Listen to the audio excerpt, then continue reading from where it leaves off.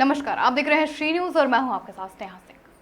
Gaza एक ऐसा इलाका जो पिछले 22 महीनों से हर दिन मौत और तबाही का दूसरा नाम बन चुका है और अब इस इलाके पर इजराइल ने पूर्ण कब्जे की तैयारी शुरू कर दी है। इजराइल के प्रधानमंत्री बेंजामिन नेतन्याहू ने प्रेस कॉन्फ्रेंस के जरिए बहुत कुछ साफ कर दिया है। उन्होंने बहुत सी बातें कही जो अंतर्राष्ट्रीय स्तर पर भी बड़े सवाल खड़ी करती हैं। देशों में प्रदर्शन शुरू हो चुके हैं। तुर्की से लेकर स्पेन, अर्जेंटीना से चिली तक हर जगह लोग सड़कों पर हैं। इस्तांबुल में हजारों लोग फिलिस्तीनी झंडे लेकर नारे भी लगा रहे हैं, गाजा तुम अकेले नहीं। बार्सिलोना में लोग मार्च निकालकर गाजा के 23 लाख लोगों के समर्थन में भी खड़े और ना जाने कितने लोग खाली बर्तन बजाकर गाजा में फैली भुखमरी का विरोध कर रहे हैं। लेकिन ये विरोध सिर्फ बाहर से नहीं, इजराइल के भीतर से भी उठ रहा है। तेल अवीव में हजारों लोग गाजा पर कब्जा करने की योजना के खिलाफ सड़कों पर हैं। ये सिर्फ आम नागरिक नहीं है, बल्कि आपको बता दें उन बंधकों के परिजन भी हैं जो अभी भी हमास के कैद हैं। उनमें से एक है लिशाय मिरान लावी, जिनके पति ओमरी मिरान 2 साल से हमास की कैद में।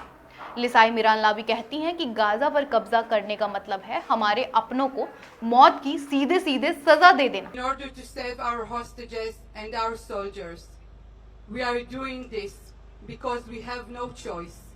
My husband and the other hostages are facing extreme danger. Israel के प्रधानमंत्री बेंजामिन नेतन्याहू ने प्रेस कॉन्फ्रेंस के जरिए ये साफ कहा है कि युद्ध को खत्म करने का ये सबसे तेज और असरदार तरीका है। हमास हथियार डालने से इनकार कर रहा है लगातार, इसीलिए हमारे पास काम पूरा करने और हमास को पूरी तरह हराने के अलावा कोई विकल्प नहीं बचा। उन्होंने दावा किया कि गाजा के 70 से 75% हिस्से पर पहले से ही इजरायली सेना का नियंत्रण है। ये सैन्य अभियान सिर्फ हमास को हराने के लिए नहीं है, बल्कि नागरिकों को कम से कम नुकसान पहुंचाने के लिए भी है। उन्होंने ये भी दावा किया कि युद्ध शुरू होने के बाद से इजराइल ने गाजा से में करीब 20 लाख टन मानवीय सहायता पहुंचाई है। उनका तंज साफ था, अगर हमारी नीति भूख से मारने की होती तो 2 साल की लड़ाई में कोई भी गाजा में जिंदा ना बचता। The civilian population to safely leave the combat areas to designated safe zones. In these safe zones, they'll be given ample food, water, and medical care, as we've done before. And again, contrary to false claims, our policy throughout the war has been to prevent a humanitarian crisis, while Hamas's policy has been to create it. Since the beginning of the war, Israel has let in close to 2 million tons of aid. I know of no other army that has enabled such aid to go to the civilian population in enemy territory. Now, if we had a starvation policy, no one in Gaza would have survived after 2 years of war. But our policy has been the exact opposite. We let in, as I said, almost 2 million tons of aid and sent millions of text messages, millions of phone calls to Gazans to get out of harm's way. Yet in the last few months, लेकिन इस action को लेकर अंतर्राष्ट्रीय स्तर पर तीखी आलोचना हो रही है, और वह भी सिर्फ दुश्मन देशों से नहीं बल्कि इजराइल के करीबी पश्चिमी सहयोगियों से भी।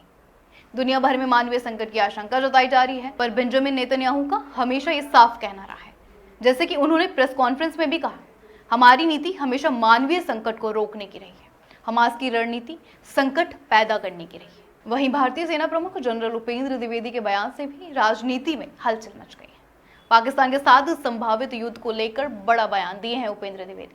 उन्होंने कहा है कि अगला युद्ध जल्द हो सकता है और इसके लिए भारतीय सेना पूरी तरह से तैयार और सतर्क है। इस बीच इजराइल के दक्षिणी गाजा बॉर्डर पर टैंक, हथियारबंद वाहन और बड़ी संख्या में सैनिकों की तैनाती देखी जा रही है। संकेत साफ है, अब सिर्फ हवाई हमले नहीं बल्कि जमीन कब्जे की तैयारी कन्फर्म है। अमेरिका के साथ मिलकर अतिरिक्त मानवीय उपायों पर भी चर्चा चल रही है। अब सबसे अहम सवाल ये है कि यह संघर्ष क्या सिर्फ इजराइल और गाजा तक सीमित रहेगा या हालात बिगड़कर दुनिया को एक बड़े युद्ध की ओर धकेल देंगे। क्या गाजा पर पूर्ण सैन्य नियंत्रण वाकई युद्ध खत्म करने का सबसे तेज तरीका साबित होगा, या फिर यह कदम उस संघर्ष को और गहरा देगा जो पहले से ही लाखों जिंदगियों को खा चुका है। आज के लिए फिलहाल इतना ही। आप देखते रहिए श्री न्यूज़।